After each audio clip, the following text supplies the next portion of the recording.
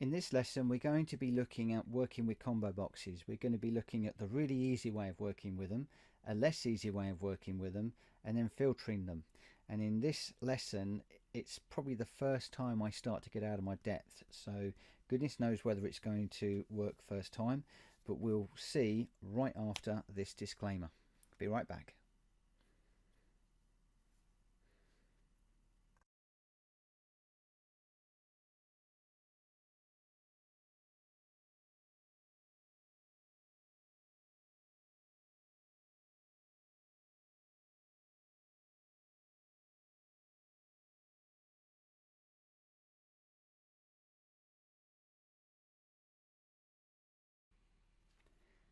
Hello, you're listening to Martin with another video in which I am getting started with OpenInsight 10. In this video, we're going to be looking at getting our combo boxes working. So we're going to be looking at the title combo box and the town one, and you'll notice that I've added a county one in. Now the county is before the town for a particular reason, which doesn't quite make sense at the moment, but it's more there to remind me the workflow. Now behind the scenes, I have also created a couple of tables, one for MP system towns, which has simply got ID, town and county, and I've got another one for counties, and probably in the real world you'd probably have another one for countries, and also in the real world you'd probably add these into the codes table, but I'm trying to keep things easy, and this is going to help me to illustrate the different ways of working with combo boxes. So bear with me, this video may well not go smoothly. This is some techniques I'm just learning and just applying into some of my own applications, and I don't always get it right, so bear with me. Right, so what we'll do is we'll start off easy. We'll look at the title combo box, and if we look at the list property, we can very easily just type in here a list of values that we want to display in our box. So if we click OK and we then test run, then we'll see those properties in the list box, and we can just pick whichever one we want. Now that's all pretty easy, and that's fine if you want things like yes, no, male, female, things that aren't going to change very often. With titles, we might want to add different titles as we go on, so we might put Mr, Mrs, Miss, etc., but then suddenly we get a sir or a countess or a count or a professor or whatever. The list is pretty endless, so having a defined list is not really going to work. So what we can do now is we can look at the Autofill Assist, and if you remember, we started to create a systems table. So if we come down to MP system codes, that one there, we can then pick a record ID. Now we've only got one record in that table at the moment, so we'll just pick people titles because that's the one that we want. We could pick a field name if we wanted to, but that's irrelevant in this instance, and we could pick a field name if we wanted to. We don't actually want a program that's going to be running it because we've got our table there and we can use the functionality in OpenInsight. And we will sort ascending left. So down in the bottom here now, I want to get rid of, actually I'll leave those in there, this Miss and Mrs and Prof thing in there. If I now do an OK and we test run, we should now get the values from our table, but we're also getting some other information in here. So we're getting our Mrs, Miss and our Prof, which we don't want for a start. So if we just come out of here and we go back into the control and into list, so we'll get rid of these literal values because we don't want those anymore. So if we now do an OK and we test run, we'll find those have now gone, but we get in the 1, 2, 3, 4, 5, 6, 7, 8 and then our values. So we just need to do something about that. So if we go back into the list option, and if we go into the Autofill Assist and we get record name, the record name that we want to display is going to be the description. So we'll click OK and OK, and then we'll test run. And now all we get is just those descriptions of the items that we want, and they're all in the right order. So if I come back to my record number 1 and I change me to a Mr., and then we save that record, and theoretically when we run that now we get Mr. in there, so that's fine. Now at the data level, if I do Control R to open a record and the patients table and record number 1, then you'll see in here that we're actually saving the description. Now again, that can be right in some instances because you might want to hold the information as it was saved on the day. Sometimes though, you might want to not save that information. You might want to save the code, so then if the description changes, it will change throughout your database. So rather than, if Mr. changes to, it wouldn't, but Mrs., you'd have to go through each record changing the Mr. to Mrs. Whereas if we use the code and we save the code into the database, then we can change Mr. to Mrs. and it will replicate throughout the system. So we can do that by adding in a long piece of code, which I'm just copying from another system. So if we go to File, New, Store Procedure, and I'm going to paste this code in. I'm going to sit here and type all of this. This is a piece of code that Andrew at Spectatura gave me, which is MP_UDC, or User Defined Conversion. And what it will do is it will go through and it will capture the code into the database, and then it will read it into this, and then it swaps it out.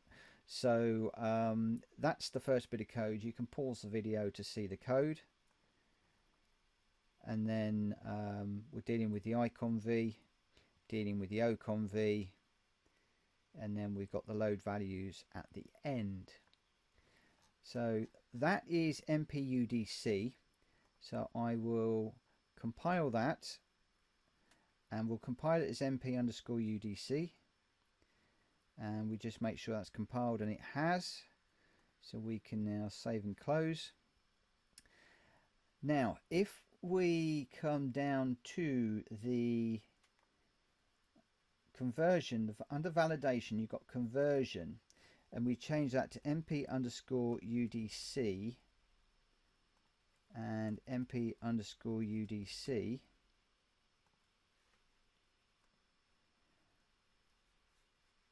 and then I need to actually have an open bracket before each of those because we need a little bit more in here. So we do MDPUDC and then comma MP_system_codes, because we're going to be picking this up from the codes table, and then a star or an asterisk, and I think we called it people titles, and we close off the square bracket.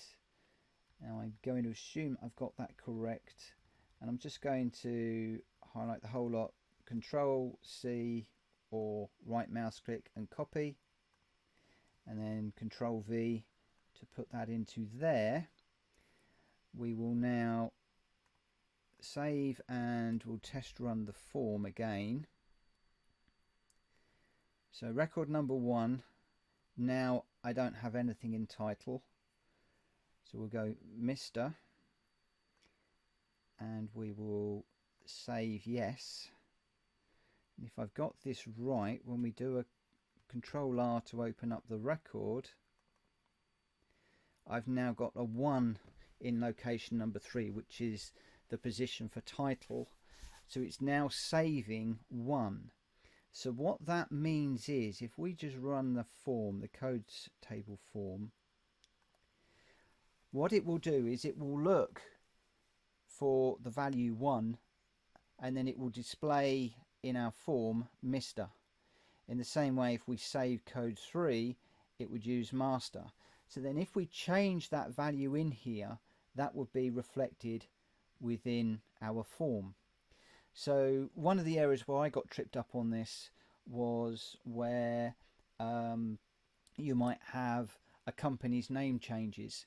So if you were to save, instead of saving the company name, you saved the company number and then that looked up the company name, then you wouldn't have to change the company name on all of the employee records, for instance. That's just a loose example. Okay, so that shows how we can handle the title, and I think we're happy with that one now. So now let's get just a little bit more complicated. So I've got my county and my town down here. So on the county, I'm going to use the Fill Assist again, and I'm going to find MP System Counties. I don't need a record ID this time because all of these values are going to be in the same table. But we are going to need a field name. So the field name we're going to choose is county, and we'll click OK. And then the sort will be ascending left. Again, if we click OK to that. And then the other thing I want to do in here is File, New, Stored Procedure. I'm going to drop in some more code that I've just copied in. So this one is MP System Counties. It does exactly the same thing that the MP_UDC did, except now we've changed the table to look at MP System Counties, and I think that most of the rest is pretty much the same.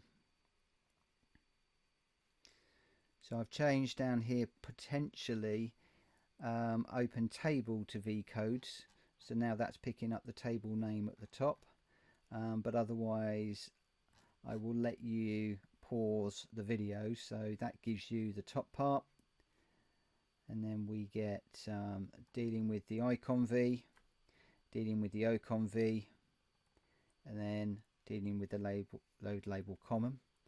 So we will compile that, and we'll call it MP_UDC Counties, and we'll come out of there.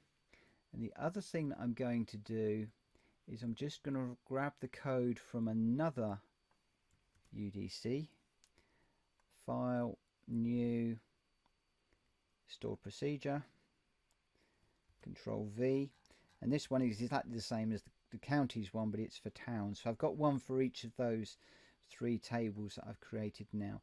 This is probably overkill and probably not necessarily the right way to go around about this, as in you'd normally have your towns and counties in the codes table, but I'm just trying to keep things easy for myself whilst I'm learning this.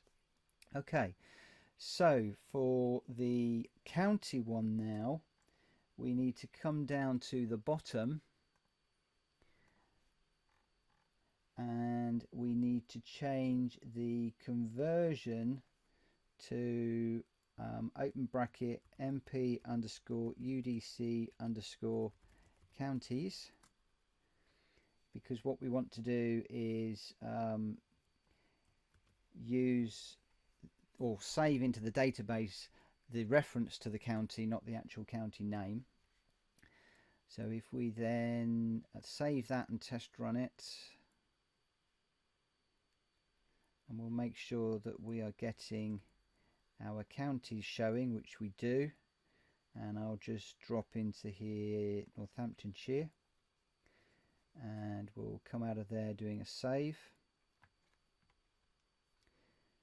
Okay, now I want to look at town. Now for town, we're actually going to populate that using code rather than using the methods that we've used before. And the reason that we're going to do that is so that we can filter the town data based on the county combo box. So if we, on the county, if we go to events and changed, we need to add a script, and the script basically says to open system towns to vtowns. That gives us access to the data. We will get the value that is in the combo county combo box, and then we're going to find the appropriate rows and we're going to filter that accordingly, and we're going to run the conversion in code rather than setting the property, and then we'll pass the values back to the town combo box. So I'm just going to do a compile for that at the moment. That compiles, so I'll do a save and leave it open because this probably will not work. This is CMB town, and with CMB town, so we're good there. So let's just go for a test run and see what happens. Okay, so if we bring in our record, so Northamptonshire, and it doesn't work. Thought that would be the case. So now we need to work out what we're doing wrong. Okay, so this is why it's worth doing the course with a professional. Okay, so what I did to resolve this was, in the code for the county combo box, I went into here and I did a debug. Don't need that bit. I did a debug, and we will compile that, and then we will save our window, and if we test run and we come down to the county combo box here and we select Northamptonshire, we can then step through the code. So if we do a step into, and I'm just going to step through for the moment until we get down to these three bits here. So the row on this one is Milton Keynes and Buckinghamshire. The row 1 is Milton Keynes, and row 2 is Buckinghamshire. But what we're actually looking for, or what I was expecting, was to do a conversion of the county code. So now I'm into an unknown code because we've actually passed in the county of Northamptonshire. And I very quickly realised, with the help of Andrew, what my mistake was. And my mistake was, when I created this very simple form to put the counties in, for the county combo box, I didn't put the conversion in. So I need to have MP underscore UDC underscore counties. And then if we test run that, and I've now lost my counties, because in here was Milton Keynes, Buckinghamshire, but it's lost it because it's now expecting to have a code in there. So I just need to reset up all of these very quickly. Don't worry, there's not too many in here. I think I've only got 8 or 9 values just for testing purposes. That's in Cornwall. Number 6 is also in Cornwall. Number 7 is in Devon. And number 8 is in Bedfordshire. So if I save all of those again, now they should all be Milton Keynes and 1. So I think that that is now fine, and assuming that I've done that correctly, we will now test run the form again,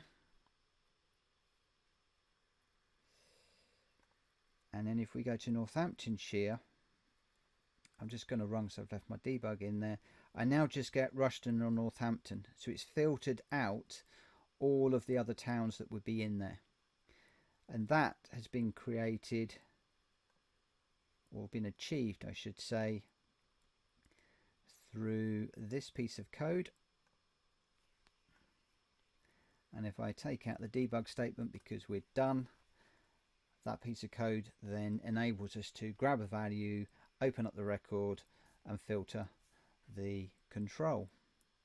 So if we just come out of here and back to our form, we now have the ability to change our title based on the system codes table that we're working with, and we have the ability to change, well actually we don't have the ability to change in here because I've done something else wrong. So let's just come out of here for a second. And for town, I didn't have a list. Now if you don't have a list, it won't show anything, so you've got to have populated the control with some sort of list before it will work. So basically what we're saying is push Northampton and Rushden into the town, but because they don't exist it won't display. So we still need to go into the Autofill Assist and we need to locate the towns, and we'll grab the field name of town and we'll do those ascending left, and then we will do a save and we'll do a test run.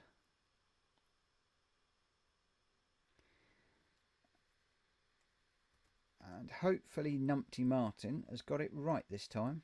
So we get all of our values here this time because we haven't invoked the change event on county. So that's another little anomaly that we might want to do. So when we load the form, we might want to see what the value is and filter.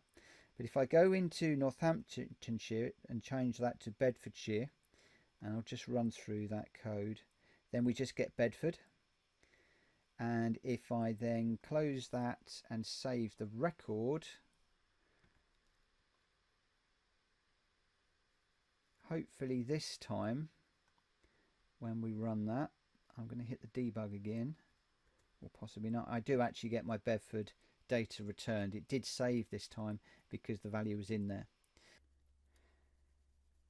Okay, before I finish up, let's just fix up this small issue that we had earlier, where if we launch a record and then we try and change the value, it's not filtered because obviously we haven't touched the changed event.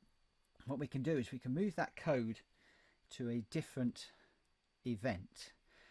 So if we go into county and we go into changed and we grab this code and we'll do a copy and we'll turn it off. Yes, we'll delete that, and let's just make sure we save it. So we'll get rid of the code and we'll do a save and close. And under the town, for the events, we'll use the got focus event. So when we get focus on this control, we'll pass in that code. Now I'm going to remove the debug statement. We'll do a compile and we'll do a save, and then if we test run now,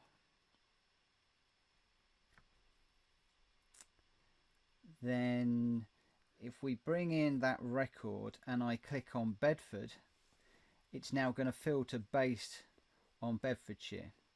And if I change that to Northampton, then again that's fine. However, there is an anomaly, and that is this. So if we do a no to that, if I were to test run the form,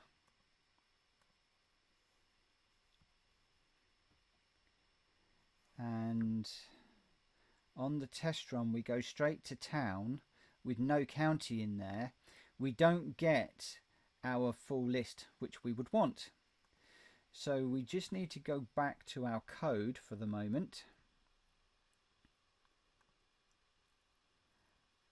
and we can do a few extra steps in here. So if county is null, then we will do nothing, because we don't want to run the code that's coming. Essentially we just want to run the list. So we do an end else, and then if it is blank, we'll run it. If there is a value in there, then we'll run the rest. And then I need another end, and normally I would move all of this code over. So 1 2 3 4, 1 2 3 4, move that over, and move this over, so that you can see where your ends and everything are. But I'm not going to trouble with that for now. We'll compile, and we'll save and close, and then this time if we run it and I get a new record and I click town, then I get all of my towns. And if I bring in record number 1 that's already got one there and I click it, I still get Bedford because there is a value there. If I change that to Cornwall, then I'll get Penzance. If I change it to Northampton, then I get Rushden and Northampton. So now we've tidied it up so that if there isn't a value in county, we get all of our towns. If there is, then that works as well. So anyway, that finishes off this video. I'll see you in the next one. Take care. Bye bye.